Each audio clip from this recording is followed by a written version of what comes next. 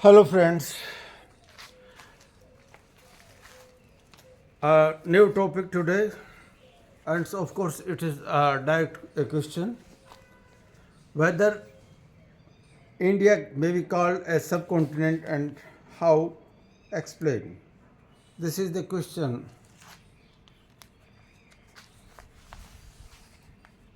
How India is a subcontinent? How India is a subcontinent? We will explain it. Well,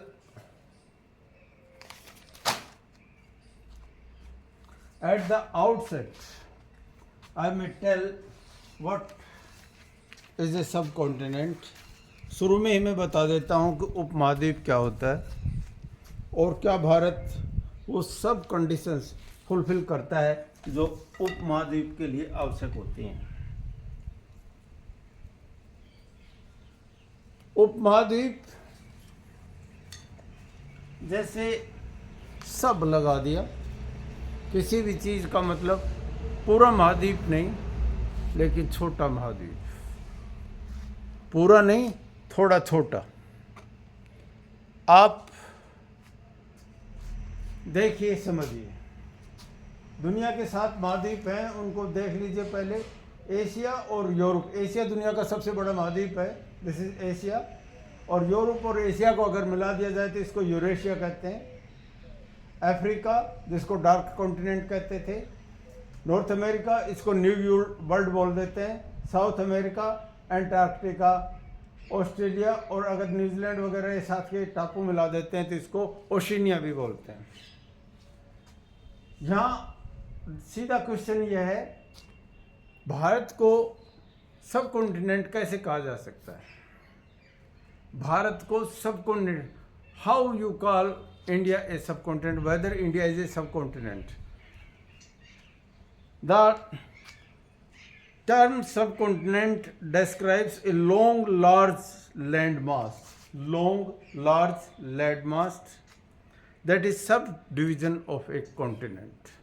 महाद्वीप के भी अगर टुकड़े कर दिए जाए और उसमें से एक बड़ा भूभाग को कोई नाम दे दिया जाए तो उसको उपमहाद्वीप कहते हैं।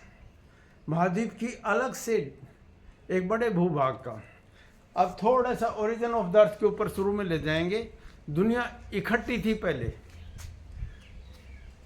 नेबुला था, निहारिका जिसको आप कहते हैं, और धीरे धीरे अर्थ ठंडी होती गई।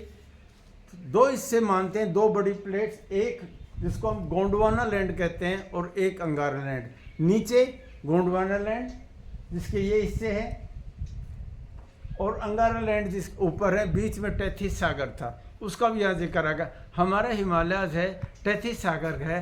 गोंडवाना लैंड ने धक्का दिया नीचे से, गोंडवाना लैंड ने नीचे से धक्का दिया और ये बीच का हिस्सा अंगारा लैंड वहाँ पर रह गया। जैसे कागज़ ऊपर उठ जाता है बीच का, अगर धक्का देते हैं बीच का ऊपर, इस तरह से हिमालय बन गया। और इसी कारण जितने भी जो आप ये गए हाइड्रोकार्बन की चीज़ें हैं, पेट्रोलियम प्रोडक्ट्स हैं, वो हिमालयन रीजन में नहीं मिलते। बड़े मिनरल्स में गंगा यमुना प्लेन में नहीं मिलते। ये जो लोग दूसरी चीज़ें कर रहे हैं ना मिला जुला के, उनको थोड़ी सी अर्थ साइंस का की नॉलेज होनी चाहिए। ये चलो आगे अपने सब्जेक्ट के ऊपर ही बात करते हैं। एक पुरानी फिल्मों में गाना आता था, मेरा जूता है जापानी, ये पतलून इंग्लिस्तानी, सर पे लाल टोपी रूसी, फिर भी दिल है हिंदुस्तानी। यहाँ चीज़ देखना, ये हिंदुस्तान के साथ कैसे, हिंदुस्तान के ऊपर दुनिया की ऐसी कौन सी संस्कृति है जिसका असर नहीं पड़ा? यहाँ पर आर्यंस भी आए, अरबियन भी आए, फ्रेंच आए, डच आए, इंग्लिश आए, फारसी आए और सब हिंदुस्तान में समाहित हो गए। भाषाएं भी पकड़ ली हमने। हिंदुस्तान में दुनिया के सबसे ज़्यादा अंग्रेजी बोलने वाले हैं। यहाँ संस्कृत भी है, या तेलुगु भी है, या तमिल भी है, या बंगाली भी है, या गुजराती भी है, या हिंदी। और हिंदी के भी कितने सारे रूप हैं, कितने, कहीं अवधी है, कहीं मथुरा के पास ही, कहीं ब्रिज की है, कहीं भोजपुरी है। ये सारी चीज़ें एक पैटर्न बनाते हैं जिसे हिंदुस्तान कहते हैं। एक सब कॉन्टिनेंट का करेक्टर ले लेता है। ये कल्चरल पार्ट्स में लेते हैं। पहले फिजिकल पार्ट, इंडिया एक बड़ी प्लेट का हिस्सा है जिसको इंडियन प्लेट ही कहने लग गए। देखिए इंडियन प्लेट है, प्लेट का मतलब एक बड़ा भूभाग जो अंदर का मैग्मा के ऊपर तैर रहा है। और जो प्लेट हिलती हैं तो अर्थक्वेक्स आते हैं, ये भूकंप वगैरह आते हैं ना, ये बड़ी प्लेट्स जब हिलती हैं। अब भी अर्थ अंदर से लिक्विड फॉर्म में है, अर्थ अभी भी लिक्विड फॉर्म में। और इंडियन प्लेट जो गोंडवाना प्लेट का हिस्सा है, वो जब हिलती है तो लातूर में गड़बड़ हो गई थी, याद हो। अब आ गया हिंदुस्तान के, देखो नाम से इंडियन ओशन, दुनिया के 3 ही ओशन है, एक अटलांटिक ओशन है, ये एक पैसिफिक दोनों तरफ ही हो जाता है, और एक इंडियन ओशन। 3 ही बड़े महासागर है, उनमें से एक इंडियन महासागर है, तो नाम तो सब कॉन्टिनेंट पड़ेगा। दूसरी बात, इंडिया के चारों तरफ देखिए कोस्टल बाउंड्री 7,500 किलोमीटर हमारी कोस्टल लाइन है, और हमारे तरफ नेचुरल बाउंड्री, एक तरफ कोस्ट लाइन सागर हमारी रक्षा करते हैं, दूसरे तरफ हिमालय हैं। हर तरह का धरातल, ऑल काइंड्स ऑफ रिलीफ, चाहे हिमालय जैसे ऊंची चोटियां हैं, हमारे पास दक्कन जैसा पठार है, हमारे पास बहुत बड़ा मैदान है, हमारे पास थास जैसा डेजर्ट है, हमारे पास सुंदरबन जैसा बहुत बड़ा, दुनिया का सबसे बड़ा डेल्टा सुंदरबन डेल्टा है। हर तरह का रिलीफ है, हर तरह का ड्रेनेज है। कल का हमारे पास लहराती हुई साल भर बहने वाली पेरिनियल रिवर्स, गंगा है, यमुना है, ब्रह्मपुत्र है, उधर इंडस जो आजकल सिंधु नदी, ये भी हिंदुस्तान का हिस्सा था। असल में मेन सब कॉन्टिनेंट का हिस्सा लेते हैं तो हम इन सभी देशों को मिला लेते हैं, इंडिया, पाकिस्तान, बांग्लादेश, नेपाल, ये सारे के सारे, श्रीलंका, मालदीव्स वगैरह, ये सब मिलकर इंडियन सब कॉन्टिनेंट पर। बेसिक एक करेक्टर था, ये आर्टिफिशियल बाउंड्री बनी हुई है, आर्टिफिशियल बाउंड्री पर। आगे आ जाएँ आप लोग, कितनी ही तरह की क्लाइमेट जिस दुनिया में होती है वो सारी हिंदुस्तान में है। We have got monsoon, monsoon के एशिया का हमारे हिस्सा है, 4 महीने में सारी बारिश गर्मियों में हो जाती है, लेकिन सर्दियों में तमिलनाडु में, और जो आपका पुराना आंध्र प्रदेश के इसके कोस्ट के ऊपर सर्दियों में वर्षा होती है। ऐसे भी प्रदेश हैं जहाँ बारिश बहुत कम होती है, जैसे थार डेजर्ट है जहाँ 25 है, बहुत बार ऐसा होता है 25 सेंटीमीटर भी नहीं होती, सूखा का सूखा निकल जाता है सब। और इसका असर ये हुआ, रिलीफ हमारे पास डिफरेंट काइंड्स का है, क्लाइमेट हमारे पास बहुत, हमारे पास माइनस में भी टेम्परेचर चला जाता है, 50 डिग्री तक भी चला जाता है, बारिश भी 250 सेंटीमीटर से ज़्यादा वाले क्षेत्र भी हैं। हर तरह की क्लाइमेट जब हो गई है तो वेजिटेशन भी हर तरह की हो गई, सोयल अलग है, रिलीफ अलग है, वेजिटेशन भी अलग अलग हो गई। हमारे पास लगभग बड़े देश के हिस्से में डेसिडुअस फॉरेस्ट जिसको आप कहते हैं, पर्णपाती वन, पतझड़ वाले मैनग्रूव्स हमारे पास को, जो भी नदियाँ डेल्टा बनाती हैं वहाँ मैनग्रूव्स हैं, और कांटेदार झाड़ियाँ हैं थार में। हमारे पास कोनिकल फॉरेस्ट है अपर हिमालयाज में। दुनिया की हर तरह की वेजिटेशन, और हर तरह की वेजिटेशन क्या, हर तरह की फसलें, चावल हो, गेहूँ हो, सभी किस्म की दालें हो, चाहे कपास हो, चाहे ग्राउंड नट है, चाहे सरसों है, सारी चीज़ें जो दुनिया में पैदा हो सकती है, सारे फल यहाँ पर पैदा हो सकते हैं। जिनको ठंडी जलवायु होती है, एप्पल भी यहाँ पे भी होता है, मैंगो भी यहाँ पे होता है, बनाना भी यहाँ पे होता है, सारे किस्म के फल हिंदुस्तान में हो सकते हैं। That makes this country a great सब कॉन्टिनेंट। यहाँ इसीलिए इसको सब कॉन्टिनेंट कहते हैं। हर तरह का रिलीफ है, हर तरह का ड्रेनेज है, हर तरह की सोयल है, हर तरह की वेजिटेशन है, और वेजिटेशन हर तरह की क्रॉप्स है, हर तरह के मिनरल, सारे मिनरल्स मिलते हैं, सभी मिनरल्स, कोल भी है, लोहा भी है, मैंगनीज भी है, आप कोई भी, कॉपर भी खूब है, सारे की सारी चीज़ें, और वास्टनेस साथ में। अब आ जाती, ये तो हो गए फिजिकल फैक्टर्स, अब ह्यूमन फैक्टर्स हो गए। मैंने शुरू में ही बता दिया था, हिंदुस्तान में बाहर से बहुत सारी आई, बहुत सारी, देखो वी आर कलर्ड पीपल। ऊपर से आप आए, आपके पास ये आर्यंस क्यों कहते हैं, आते हैं, यहाँ पर्शियन भी आए, अरेबियन भी आए, टर्क्स भी आए, इंग्लिश भी आए, डच भी आए, फ्रेंच भी आए, और फैल गए, एसिमिलेशन भी हुआ, और ओरिजिनल यहाँ पर 3 तरह के जो आदमी होते हैं, जो लंबे, आर्यंस भी हैं, मैंग्लोइड्स भी हैं, और नीग्रोज, 3 हिस्सों में बांटते हैं। उनकी जो मिक्सिंग होती है, जैसे आदमियों की बिरयानी बनाते हैं, सारी चीज़ें मिला के कुछ एक बना देते हैं, वो उसको द बिरयानी का काइंड ऑफ कल्चर। और इसने क्या किया, हिंदुस्तान में हर तरह का आदमी, भाषाएं कितनी है देखिए आप, दुनिया का अंग्रेजी बोलने वाले, अच्छी या खराब जैसे भी लोग, जब थोड़ा सा उसमें आ जाते हैं तभी हिंदुस्तान में अंग्रेजी बड़ी अच्छी बोलते हैं। दुनिया के सबसे ज़्यादा अंग्रेजी बोलने वाले सॉफ्टवेयर में इसलिए हमने धमाका किया क्योंकि सबसे ज़्यादा अंग्रेजी बोलने वाले हिंदुस्तान में, और अच्छी अंग्रेजी बोलने वाले इंडिया, ये इंडिया और छोटी मोटी चलती रहती हैं, इस सब कॉन्टिनेंट के लोग हैं, ग्रेट हैं। और ये ब्रेन भी इनका मैथमेटिकल है। और कितनी पुरानी सभ्यताएं यहाँ, सनातन वाली है, वैदिक है, बुद्धिस्ट कल्चर है, मौर्यन काल में था, गुप्ता काल है, सब कुछ होता रहा। आप सिर्फ एक उदाहरण देता हूँ, ब्रिटिशर्स आए तो उनको एक बड़ा अच्छा बर्तन, जो सागर होती है, लोटे के अंदर वो छेद करके जैसे पहले घी डालते थे, सागर कहते हैं, वो बड़ा पसंद आया, दुनिया में कहीं था ही नहीं। कैसी बढ़िया बढ़िया चीज़ें हैं। और इससे क्या हुआ, देखिए dresses, different kind of dresses, कोई लुंगी पहनता है, कोई धोती लपेटता है, कोई कहीं साड़ी लगाते हैं, कहीं पर बिंदी होती है, और एक वैरायटी, एक जैसे गुलदस्ता फैला हुआ, गुलदस्ते की तरह से हिंदुस्तान बना हुआ है। भाषाएं देख लो डिफरेंट। और अब इसने क्या किया, कहीं पर भंगड़ा हो रहा है, कहीं कथकली हो रही है, कहीं भारतनाट्यम हो रहा है, ये सारी ढोल मजीरा हर तरह की चीज़ें। और आप ये देखिए ना, कश्मीर से कन्याकुमारी तक, अब चेन्नई एक्सप्रेस वाली बड़ी अच्छी चीज़ें हैं, वो देखने को मिली किस तरह से एसिमिलेशन, और पीपल बिकम रिसेप्टिव। बाहर से जब लोग आते हैं, ये नकली सी चीज़ें होती हैं, कुछ राजनीति, कुछ धार्मिक लगा देते हैं, कुछ और किसी के कई बार इंटरेस्ट भी होते हैं। अदरवाइज ओवरऑल हिंदुस्तान बड़ा महान देश है।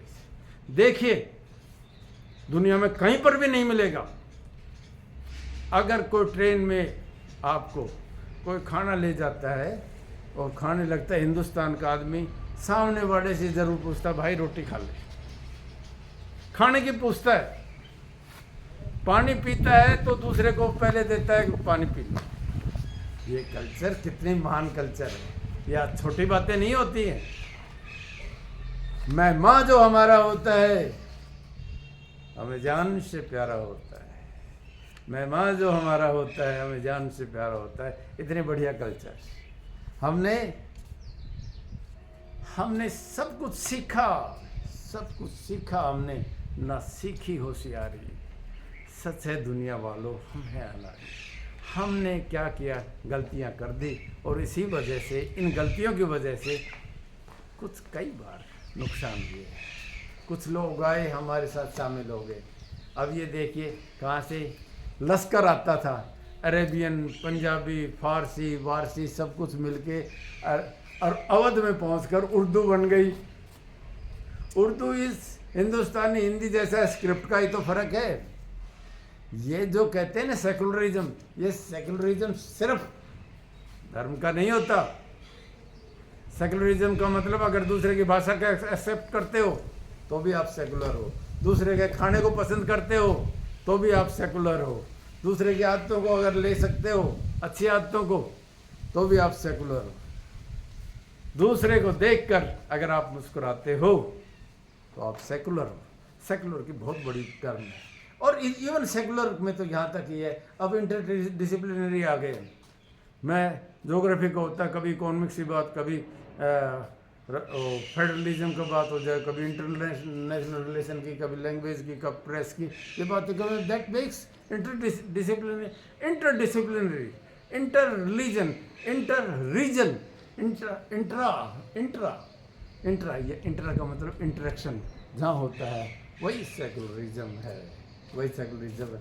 मुझे हर भाषा भी पसंद है, हर खाना पसंद है, और मुस्कुराते हुए चेहरे पसंद हैं। इसीलिए ये हिंदुस्तान का एक ग्रेट सब कॉन्टिनेंट इसको बनाता है। एक हमारी महानता क्या है, हम एक्सेप्टेबल है, हम रिसीव करते हैं, एक्सेप्ट करते। देखिए आप साउथ का डोसा नॉर्थ के किसी भी रेस्टोरेंट में मिल जाता है, और नॉर्थ की दाल फ्राई हर जगह मिल जाती है। एक्सेप्टेंस होगी ना, दैट मेक्स रिसीव होने लग गए। और जिस तरह का डांस अब ढोलक के साथ हरियाणा पंजाब में भंगड़ा और हरियाणवी जो सॉन्ग्स हैं, ये सारे देश में सुन लो आप लोग। महाराष्ट्र से चला था गणपति बप्पा मोरिया, सारे देश में चला गया। और एक बात और बड़ी कहना चाहूँगा, ऐसा देश जो अब है जितना बच गया जैसा भी, हमारे 576 रियासतें थी, इनको इकट्ठा करके फेडरेशन को अंग्रेजों ने एक लीगेसी छोड़ कर ऐसा देश बना के गए हैं। और इसको इंटरकनेक्ट करने के लिए अब तो इंटरनेट भी है, रेलवे सिस्टम है, पोस्टल है, सिविल एडमिनिस्ट्रेशन है, डिफेंस का सब कुछ है, और आपका CPC और CRPC है, सब कुछ दें उन लोगों की देन है। कितनी चीज़ें हमने ले ली, कितनी चीज़ें हमने ले ली। और यही एक्सेप्टेबिलिटी हमको क्या बनाती है, ये डिफरेंट का बाल बांध लेना, दाढ़ी दूसरी तरह से रख लेना, या कुछ यहाँ पहन लेना, ये नहीं है। सबसे बड़ी है दिल है हिंदुस्तानी, दैट मेक्स इट। और हमने जो बड़ी सभ्यताएं हैं उनका पालन और पोषण करते हुए हम आगे बढ़े हैं, और एक तहजीब विकसित की, जिसको तहजीब को एक नाम भी दिया गया, गंगा जमुना तहजीब। गंगा जमुना फिल्म भी देख लेना, बहुत अच्छी फिल्म बनाई, और जिस देश में गंगा बहती है वो भी बहुत मार्मिक फिल्म बनी। सो इंडिया इज़ ए सब कॉन्टिनेंट, आपकी समझ आ गया होगा, क्योंकि हिंदुस्तान लार्ज लैंड मास्ट है, एक इंडिपेंडेंट प्लेट है, गोंडवाना लैंड का हिस्सा रहा है, 33 जो हिमालय बन गया, बाउंड्रीज हैं वहाँ, नेचुरल बाउंड्री हैं, हमारा कोस्ट लाइन है, इसको आप मेंशन कर देंगे, आप लोग रिलीफ को कर देंगे। हमारे पास पर्वत हिमालय जैसा है, प्लेटो डक्कन प्लेटो है, थार डेजर्ट जैसा मरुस्थल है, सुंदरबन का नाम लिख देंगे आप लोग। डिफरेंट काइंड ऑफ वेजिटेशन है, जिसमें डेसिडुअस पतझड़ वाले हैं, सदाबहार वन हमारे वेस्ट कोस्ट और नॉर्थ ईस्ट में है, मैनग्रोव्स है हमारे पास, कांटेदार झाड़ियाँ थार में है, हर तरह की हमारे पास मिट्टियाँ हैं, एलुवियल सॉइल है, वो हमारे पास जितने मैदान है यहाँ पर है, और ब्लैक कॉटन सॉइल है, वो ये गुजरात वाले रीजन में, महाराष्ट्र वाले रीजन में है, रेड सॉइल और प्लेटो के ऊपर ज़्यादा पाई जाती हैं, डिफरेंट काइंड ऑफ सॉइल। और इसी वजह से, क्योंकि डिफरेंट काइंड्स ऑफ सॉइल है, वेजिटेशन है, क्लाइमेट है, डिफरेंट काइंड्स ऑफ वेजिटेशन होती है। 40,000 हमारे पास स्पीसीज है, fauna and flora, animal life और की वैरायटी, बहुत सारे बर्ड्स, बहुत किस्म के एनिमल्स हमारे पास, और फौना एंड फ्लोरा इतना है, जो बायोडाइवर्सिटी जो एक सब कॉन्टिनेंट का रूप हिंदुस्तान को दे देते हैं। हर तरह की फसल हमारे पास हो सकती हैं, राइस से लेकर सारी दालें हैं, व्हीट है, सब कुछ, मिलेट्स, दुनिया के जितने भी हैं तरह की फसल हो सकती है यहाँ होते हैं। दुनिया के जितने भी तरह के आपके फ्रूट्स हैं, फ्लोर्स हैं, सब कुछ होते हैं। इसी तरह से एक मोज़ेक बनता है जिसका नाम इंडियन सब कॉन्टिनेंट होता है। डिफरेंट काइंड्स ऑफ कल्चर्स हैं, डिफरेंट काइंड्स ऑफ ड्रेसेस हैं, सॉन्ग्स हैं, ट्रेडिशंस हैं, और उसके बाद भी इकट्ठा है जिसका नाम है इंडियन सब कॉन्टिनेंट, लार्जर सिप। और सबसे बड़ी बात यह है, अगर आप मुस्कुराते हुए, खिलखिलाते हुए चेहरे को देखते हैं, और चाहे कैसी भी स्थिति हो, गुर्बत में भी रहते हुए भी, चाहे संकट में भी, फिर भी अगर कोई गुनगुनाता जाता है, मेरा जूता है जापानी, ये पतलून इंग्लिस्तानी, सर पे लाल टोपी रूसी, फिर भी दिल है हिंदुस्तानी, इसका मतलब यह है वो भारतीय उपमहाद्वीप का रहने वाला है। जय हिंद।